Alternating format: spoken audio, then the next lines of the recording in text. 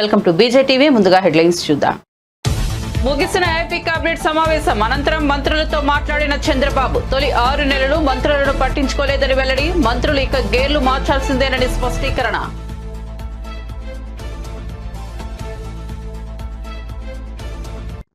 స్థానిక సంస్థల ఎన్నికలపై సీఎం కీలక నిర్ణయం. స్థానిక సంస్థల పదవుల్లో బీసీలకు 42%, ఒకే తాటిపైకి పనిచేయాలని నేతలకు సూచన.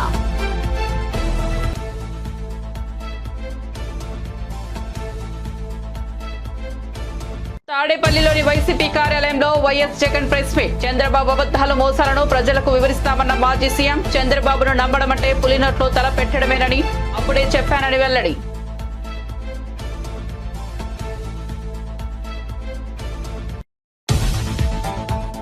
కేంద్ర మంత్రులను కలిసిన కేసీఆర్ ఆదేశాలతో కలిశామన్న కేటీఆర్. యూజీసీ నిబంధనలను మార్చడంపై అభ్యంతరాలను ధర్మేంద్ర ప్రధాన్ కు తెలియజేశామని వెల్లడి. రాష్ట్ర ప్రజలు ఉప ఎన్నికలు కోరుకుంటున్నారని వ్యాఖ్య.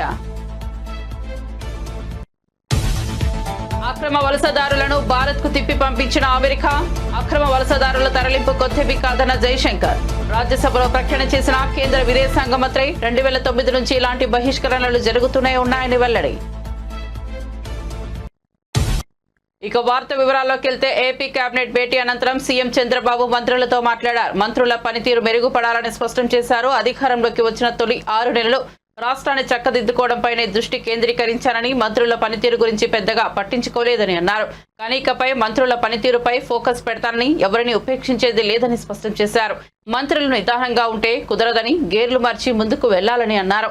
మంత్రుల పనితీరుపై నిరంతర పర్యవేక్షణ ఉంటుందని చంద్రబాబు పేర్కొన్నారు. ఇక మంత్రులు ఆప్కోస్ ద్వారా కాకుండా శాఖల వారీగా అవుట్ సోర్సింగ్ సిబ్బందిని తీసుకోవచ్చని సూచించారు.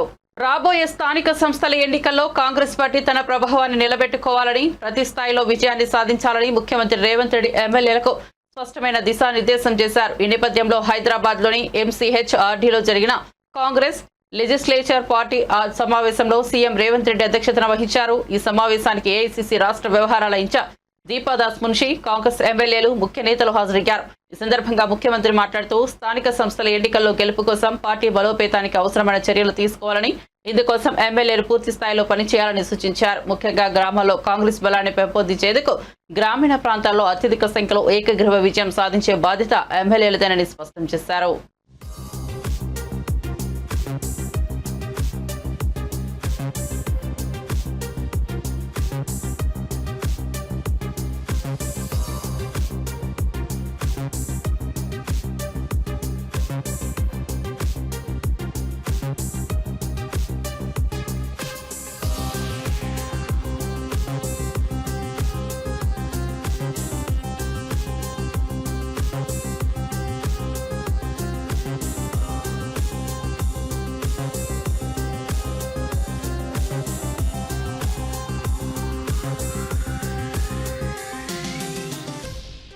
అసెంబ్లీ ఎన్నికల సమయంలో చంద్రబాబును నమ్మొద్దని ప్రజలకు ఎంతగానో విజ్ఞప్తి చేశానని, చంద్రబాబును నమ్మడం అంటే పులినోట్లో తల పెట్టడమేనని చెప్పినట్లు వైసీపీ అధినేత మాజీ సీఎం వైఎస్ జగన్ పేర్కొన్నారు. చంద్రబాబును నమ్మడం అంటే చంద్రముఖిని నిద్ర లేపడమేనని చెప్పినట్లు గుర్తు చేశారు.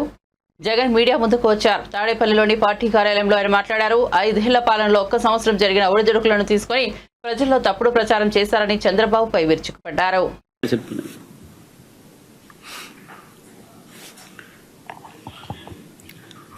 రాష్ట్రంలో దాదాపుగా 9 నెలలు కావస్తా ఉంది.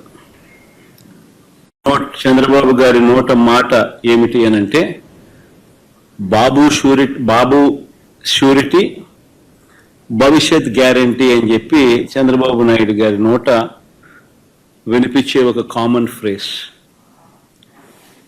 9 నెలల తర్వాత పరిస్థితి ఏమిటి అనంటే బాబు షూరిటీ, మోసం గ్యారంటీ. ఇది ఈ 9 నెలల కాలంలో ఇప్పుడు మనందరికీ కనిపిస్తా ఉన్న ఫ్రేజ్.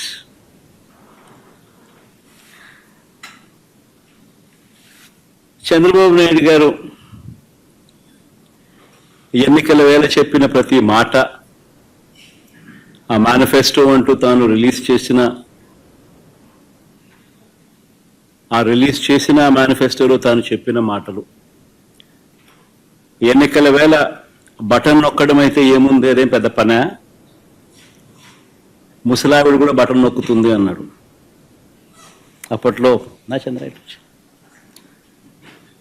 ముసలావిడ కూడా కుర్చీలాక్ ముసలావిడ కూడా బటన్ నొక్కుతుంది, అదేమన్నా బటన్ నొక్కడం గొప్ప సంగతి అని చెప్పి అన్న సందర్భాలు మనం చాలా చూసాం.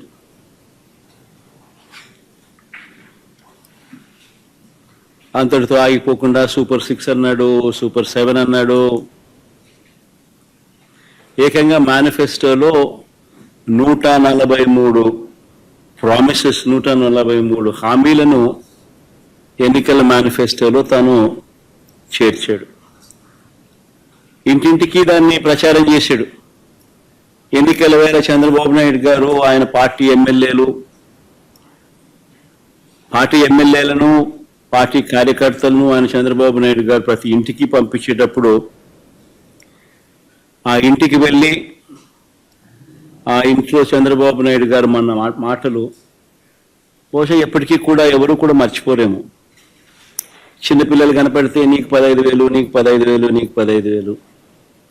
ఆ చిన్నపిల్లల తల్లులు కనపడితే నీకు 18,000, నీకు 18,000, నీకు 18,000. ఆ తల్లులు, ఆ పిన్నమ్మలు, ఆ తల్లుల అత్తలు, వాళ్ళ అమ్మమ్మలు, అంటే ఆ అమ్మలు, ఆ తల్లుల అత్తలు, వాళ్ళు కనపడితే మీకు 50 ఏళ్ళు నిండాయి కదా, మీకు 48,000, నీకు 48,000, నీకు 48,000, నీకు 48,000. ఇంట్లో నుంచి 20 ఏళ్ళ పిల్లాడు బయటకు వస్తే నీకు 36,000, నీకు 36,000, నీకు 36,000. ఇంట్లో నుంచి రైతు కనిపిస్తే, కండువా వేసుకుని రైతు కనిపిస్తే నీకు 20,000, నీకు 20,000, నీకు 20,000. ఇది రొటీన్గా మనకు వినిపించిన మాటలు ఎన్నికలప్పుడు. ఈనాడు చూసినా, ఆంధ్రజ్యోతి చూసినా, TV5 చూసినా, వాళ్ళ ఇళ్ళట్లో నుంచి వచ్చే మాటలు విన్నా, ప్రతి ఇంట్లో రొటీన్గా కూడా ఇవన్నీ కూడా మనకు వినిపించే మాటలు. ఇవే కాకుండా BRS working president KTR Delhi పర్యటనలో ఉన్న సంగతి తెలిసిందే. ఢిల్లీలో ఆయన పలువురు నేతలను కలిశారు. ఈ సందర్భంగా ఢిల్లీలో మీడియాతో మాట్లాడుతూ తమ పార్టీ అధినేత కేసీఆర్ ఆదేశాల మేరకు కేంద్ర మంత్రి ధర్మేంద్ర ప్రధాన్ ను కలిశామని, యూజీసీ నిబంధనలను మార్చడంపై తమ అభ్యంతరాలను తెలియజేస్తూ వినతి పత్రాన్ని అందజేశామని చెప్పారు. రాష్ట్ర ప్రభుత్వాల హక్కులను హరించేలా కొన్ని నిబంధనలు ఉన్నాయని అన్నారు. గవర్నర్లకు అధికారులు కట్టబెడుతూ రాష్ట్రాల పరిధిలో ఉన్న యూనివర్సిటీల్లోని నియామకాల్లో రాష్ట్ర ప్రభుత్వాల పాత్ర లేకుండా చేసే ప్రయత్నం జరుగుతోందని విమర్శించారు. తమ అభిప్రాయాలను ఈసీజీకి కూడా తెలిపామని చెప్పారు.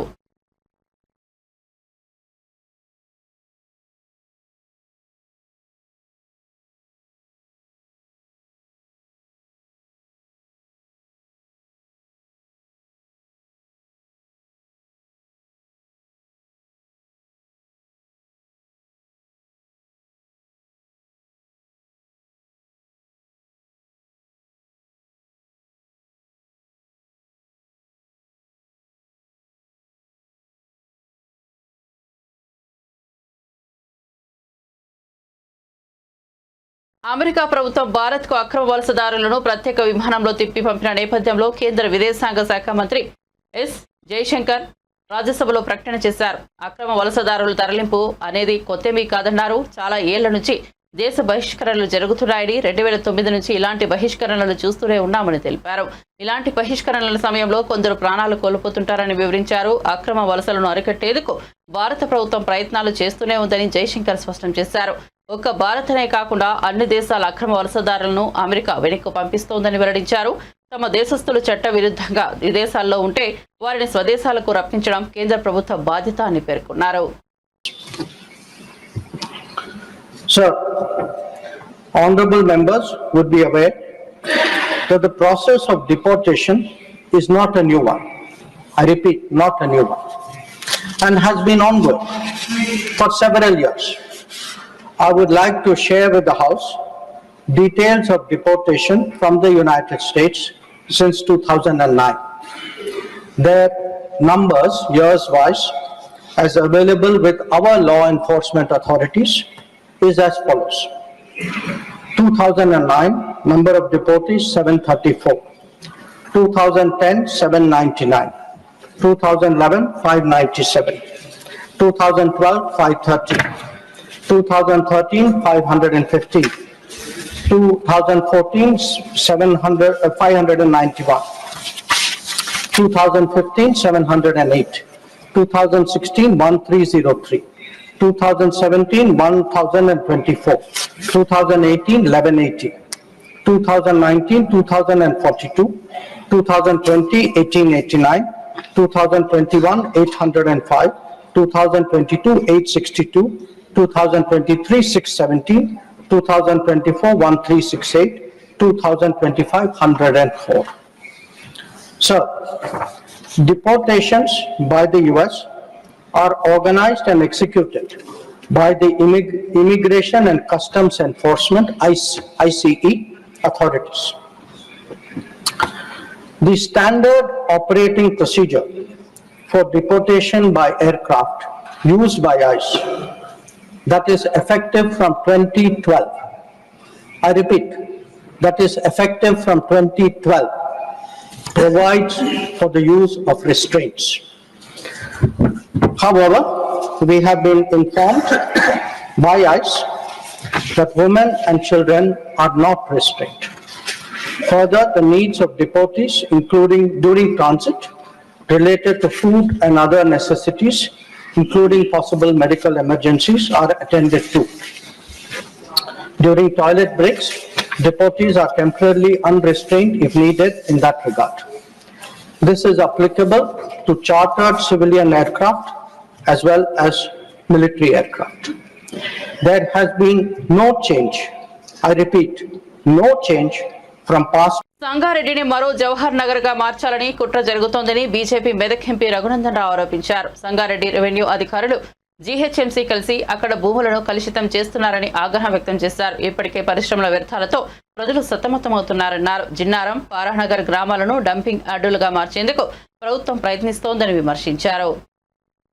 హైదరాబాద్కి వెళ్ళి రోజు 1000 లారీల చెత్తను తీసుకొచ్చి దాన్ని శుద్ధి చేస్తామనేటువంటి ఒక కార్యక్రమాన్ని పెట్టి నిన్న రాత్రి 12 గంటల నుంచి చుట్టుపక్కల ఉన్న గ్రామాల సర్పంచులు, ఎంపీటీసీలు, భారతీయ జనతా పార్టీ నాయకులు ఎవరైతే ప్రభుత్వ నిర్ణయాన్ని వ్యతిరేకిస్తారనే అనుమానం ఉందో వాళ్ళందరినీ రాత్రి 12 గంటల నుంచి అరెస్ట్ చేసి ఇప్పటికీ ఈ నిమిషం నేను ప్రెస్ మీట్ మాట్లాడడం స్టార్ట్ చేసిన ఈ నిమిషానికి కూడా సంగారెడ్డి జిల్లాలో ఒక పోలీస్ ట్రైనింగ్ సెంటర్ అని ఉంటుంది, చిద్రూప అనే విలేజ్లో ఉంటుంది.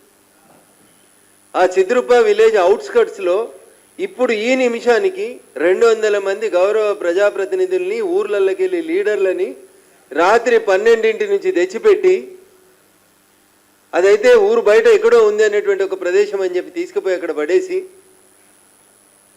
లారీలను పెట్టి, జేసీబీలను పెట్టి నల్లవల్లి ఫారెస్ట్ మధ్య లోపల పనిని ప్రారంభించిర్రు జిహెచ్ఎంసీ మరియు మా సంగారెడ్డి జిల్లా రెవెన్యూ యంత్రాంగం.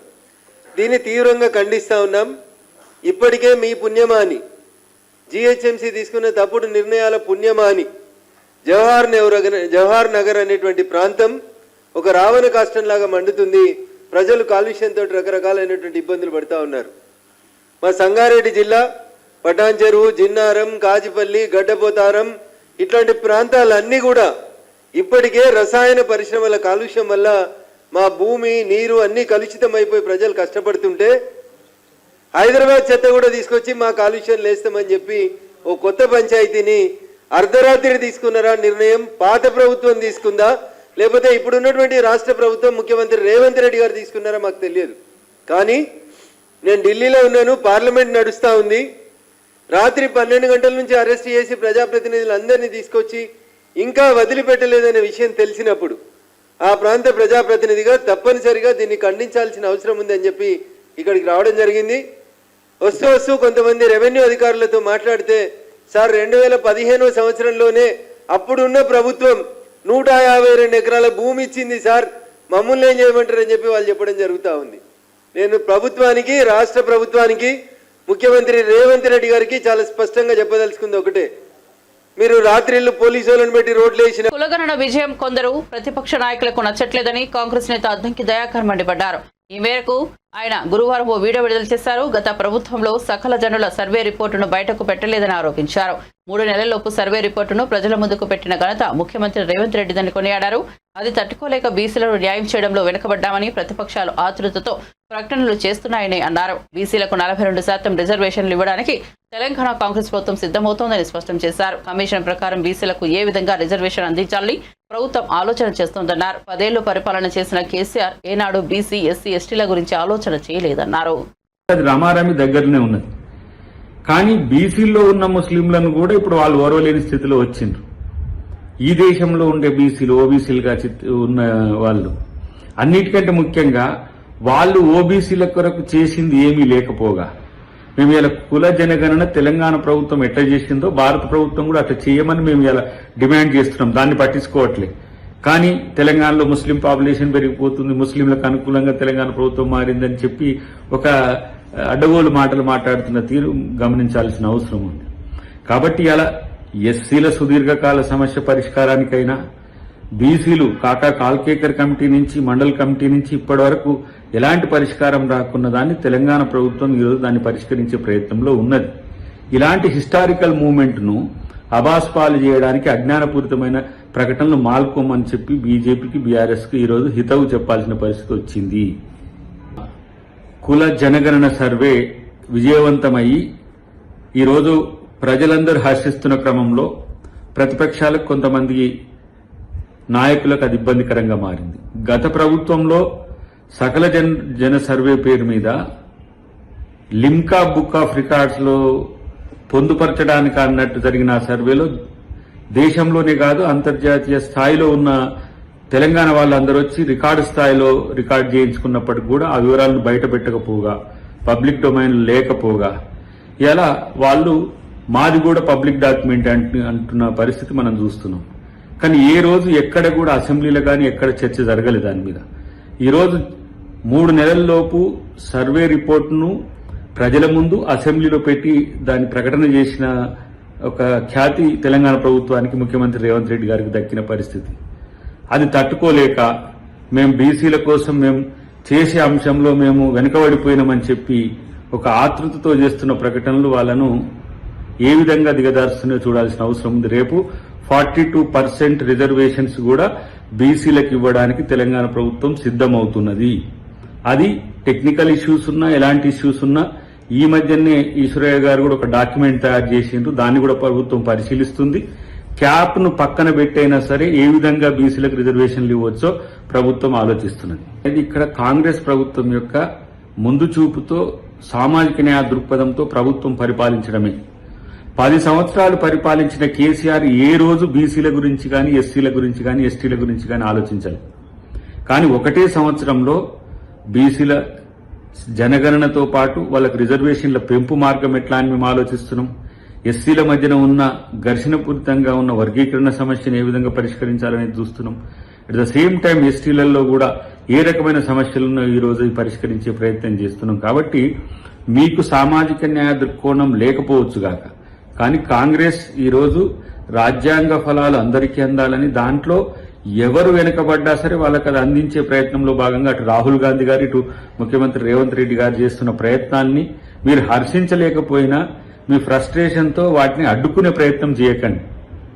ఏ పని మంచి పని చేసినా దాన్ని హర్షించలేని గుణం మీకున్నప్పటికి కూడా అట్లీస్ట్ ప్రజలు మెచ్చుకుంటున్న వాటి పట్లనైనా జాగ్రత్తగా ఉండకపోతే ప్రజల్లో మీ పరువు పోవడమే కాదు, మీ పార్టీలే అడ్రస్లు కూడా మారిపోతాయి అనే విషయాన్ని గుర్తుపెట్టుకుంటే మంచిది. ఏ రోజైనా మీరు బీసీల గురించి, ఎస్సీల గురించి ఇంత సంచలనాత్మకమైన నిర్ణయాలు తీసుకున్న చరిత్ర లేదు. కాబట్టి అది డెఫినెట్ గా తెలంగాణ ప్రభుత్వం, రేవంత్ రెడ్డి గారికి ఆ క్రెడిట్ దక్కుతుందనేది చెప్పగలను. వైఎస్ఆర్సీపీ అధ్యక్షుడు జగన్మోహన్ రెడ్డి మరో 30 ఏళ్ల పాటు అధికారంలో ఉంటామని ఉత్తుత్తి మాటలు మాట్లాడుతున్నారని జమ్మలమడుగు బీజేపీ ఎమ్మెల్యే ఆదినారాయణ రెడ్డి ఎద్దేవా చేశారు. ఆయన 30 ఏళ్లు ఉంటే తాము కూడా 30 తరాలు అధికారంలో ఉంటామని వ్యాఖ్యానించారు. నోటికి ఎంత వస్తే అంత మాట్లాడడం మంచిది కాదని జగన్ కు ఆదినారాయణ రెడ్డి హితవు పలికారు. కేంద్రం, రాష్ట్రంలో బీజేపీ ప్రభుత్వం అధికారంలో ఉన్న కారణంగా వికసిత్ భారత్ వైపు అడుగులు వేస్తున్నామని వ్యాఖ్యానించారు. కడపలో ఏర్పాటు చేసిన మీడియా సమావేశంలో ఆయన మాట్లాడారు. 30 ఏళ్ళు నా పాలన, 175/175 ఎమ్మెల్యేలు, 25/25 ఎంపీలు. పోలింగ్ తర్వాత కూడా ఆయన మాట తప్పినారు అనేది ఆయనకు అలవాటది. జగన్ రెడ్డి గారికి నా ఎంట్రీగా పీకలేరు ఇది స్టేట్మెంట్. నీ ఎంట్రుక మేమెందుకు పీకుతాం? మేము మీ బీజేపీ పార్టీలో ముందు కొడతాం నేరుగా. నీకు ఎంట్రికే లేకుండా చేస్తాం, నీకు రాజకీయ స్థానమే లేకుండా చేస్తాం. అది అభివృద్ధి ద్వారా, వికసిత భారత్ ద్వారా. కేసుల గురించి చెప్పడు, తను తిన్న డబ్బులు తన కేసులు. వివేకానంద రెడ్డి ఇష్యూ చెప్పడు. సొంతంగా తమ్ముడు ముద్దాయని తెలిసి వాళ్ళే చేయించినారని తెలిసి మాకు సంబంధం లేదని చెప్పడం. ముందు గుండె పోటునడం, మళ్ళీ గుండెలో పోటునడం. కర్నూలులో మీకు అందరికీ తెలుసు, విజయసాయి రెడ్డిని అరెస్టు అది అవినాష్ రెడ్డిని అరెస్టు కోసం కర్నూలుకు పోతే రకరకాలుగా లోకల్ పోలీసులను అడ్డపెట్టి ధర్నాలు పెట్టించి దాన్ని వాయిదా ఇప్పించాడు. మళ్ళీ ఆమె సునీత గారు వివేకానంద రెడ్డి కూతురు మళ్ళీ పిటిషన్ వేసింది. సాక్షులు కూడా ఒక్కొక్కరే జారుకుంటున్నారు, పైకి పోతున్నారు. లేటెస్ట్ పిటిషన్ వేసింది ఆమె, త్వరగా పరిష్కారం చేయండి అని కోర్టులో. ఎక్కడికి పోతుంది ఈ ప్రయాణం? వైఎస్ షర్మిల ఓపెన్గా చెప్తాంది. నీకేమో చిన్న, నేను గతంలో చెప్పినట్టు జగనప్పకు రెప్పకు దెబ్బ తగిలితే హత్యా ప్రయత్నం. వాళ్ళ సొంత చిన్నాన్న వివేకానందని పొడిచి చంపితే ముందు గుడ్డపోటు, ఆ తర్వాత చంద్రబాబు నాయుడు గారు చెప్తే ఆదినారాయణ రెడ్డి కానీ మరొకరు కానీ. మన గౌరవ ముఖ్యమంత్రి గారు కడప కలెక్టర్ గారు చెప్తున్నారు, ఇప్పుడు దాదాపు 3,500 ఎకరాలు ఉంటే ఇంకొక 4,000 ఎకరాలు సేకరించండి, వివిధ ప్రాజెక్టులు తెస్తామని. ఇక్కడే మేము మహానాడు నాడు తెలుగుదేశం ఇక్కడ మహానాడు కడపలో జరగబోతుంది. అన్నీ కలిపి మేమంతా ఒకటిగా ఉన్నాం, ముగ్గురు ఏకమైనాం. నిన్ను జగన్రెడ్డిని మేము ఏకమైనాం, నిన్ను ఏకాకిని చేస్తాం, నామరూపం లేకుండా చేస్తాం. నేనే ఏంది ఇది? నిన్న పోలింగ్ తర్వాత కూడా లండన్కు పోతూ మళ్ళా 151 కంటే ఎక్కువ ఎమ్మెల్యేలు, 22 కంటే ఎక్కువ ఎంపీలు. అంటే రాజకీయాలంటే చింతపండి వ్యాపారమా? ఏదో ఒకటి ఉన్నతమైంది. ప్రతి ఒక్కరూ దీన్ని అడ్డపెట్టుకొని ప్రపంచమే. సమాజానికి ఉపయోగపడే సేవా కార్యక్రమాల్లో ప్రజలు భాగం కావాలని NTR trust managing trustee Nara Bhuvaneswari పిలుపునిచ్చారు. తలసేమియా బాధితులకు అండగా నిలవడం కోసం ఎన్టీఆర్ ట్రస్ట్ ఆధ్వర్యంలో విజయవాడలో నిర్వహించనున్న యుఫోరియా కార్యక్రమ వివరాలను ఆమె వెల్లడించారు. ఫండ్ రైజింగ్ కోసం మ్యూజికల్ నైట్ కార్యక్రమం నిర్వహిస్తున్నామని అన్నారు. దీన్ని నిర్వహించేందుకు తమన్ ముందుకొచ్చారు. ఈ ఈవెంట్ను ఆయన ₹1 కూడా తీసుకోవట్లేదు. అందరూ సమాజం కోసం ఎంతో కొంత సేవ చేయాలని నారా భువనేశ్వరి తెలిపారు. థాలసీమియా అనేది it is a genetic blood disorder. దీంతో రక్తం, హిమోగ్లోబిన్ అనేది ఎంత మెడిసిన్స్ ఇచ్చినా, అవసరమైన అన్ని ఇచ్చినా కూడా దీంతో రక్తం ఎప్పుడు ఉండాల్సిన ఆ పర్సంటేజ్ కంటే కిందకి పడతా ఉంటుంది. దాంతో ఆ బాధపడుతున్న వ్యక్తులు చాలా ఇబ్బందులు ఎదుర్కొంటారు. ఎస్పెషలీ పిల్లలు.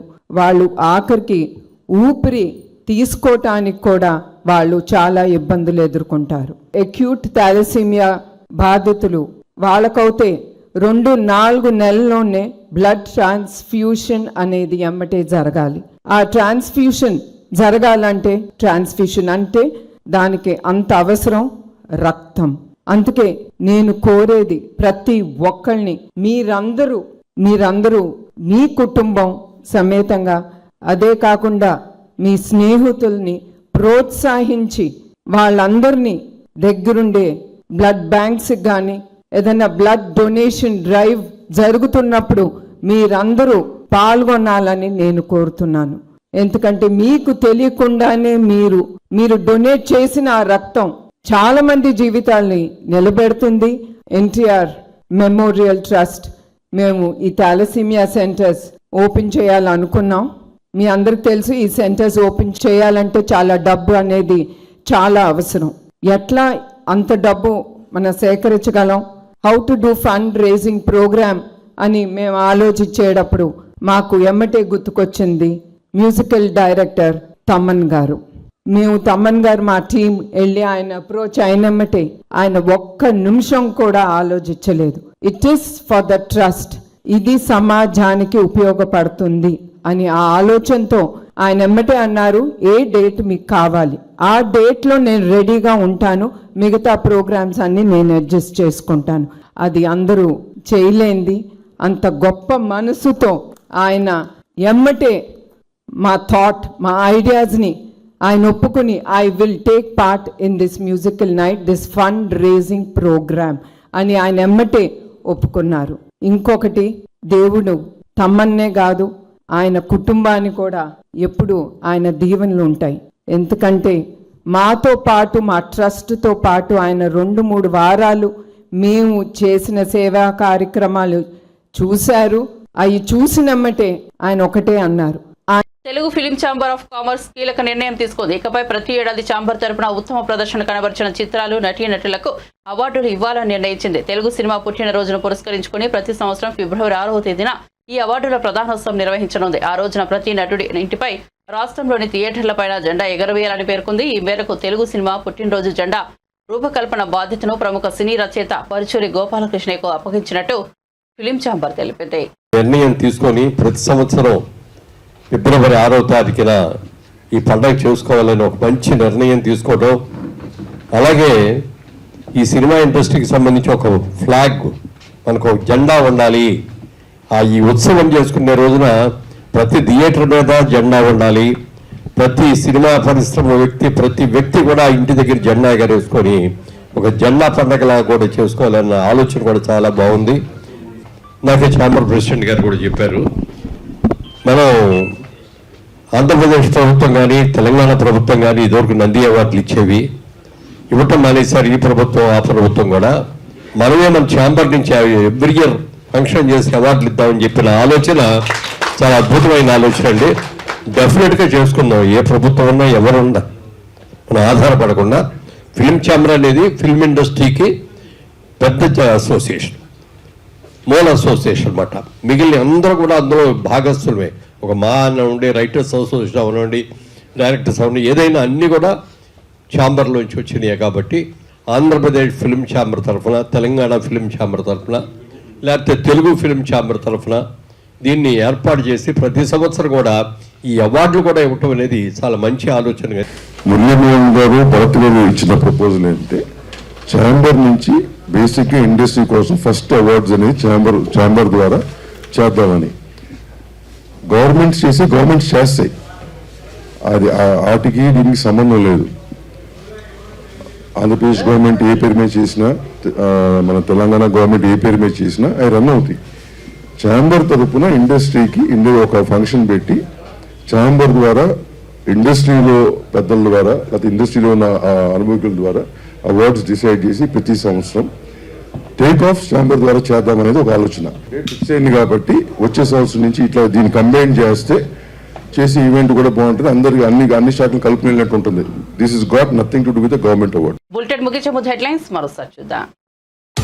ముగిసిన ఏపీ కేబినెట్ సమావేశం అనంతరం మంత్రులతో మాట్లాడిన చంద్రబాబు, తొలి 6 నెలలు మంత్రులను పట్టించుకోలేదని వెల్లడి. మంత్రులు ఇక గేర్లు మార్చాల్సిందేనని స్పష్టీకరణ.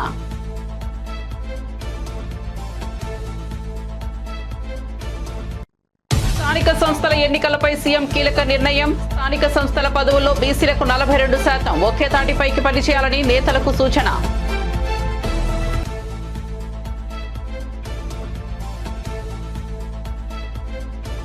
తాడేపల్లిలోని వైసీపీ కార్యాలయంలో వైఎస్ జగన్ ప్రెస్ మీట్. చంద్రబాబు అబద్ధాలు, మోసాలను ప్రజలకు వివరిస్తామన్న మాజీ సీఎం. చంద్రబాబును నమ్మడం అంటే పులినోట్లో తల పెట్టడమేనని అప్పుడే చెప్పానని వెల్లడి.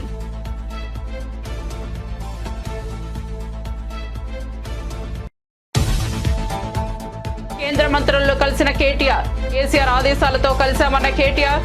యూజీసీ నిబంధనలను మార్చడంపై అభ్యంతరాలను ధర్మేంద్ర ప్రధాన్ కు తెలియజేశామని వెల్లడి. రాష్ట్ర ప్రజలు ఉప ఎన్నికలు కోరుకుంటున్నారని వ్యాఖ్య.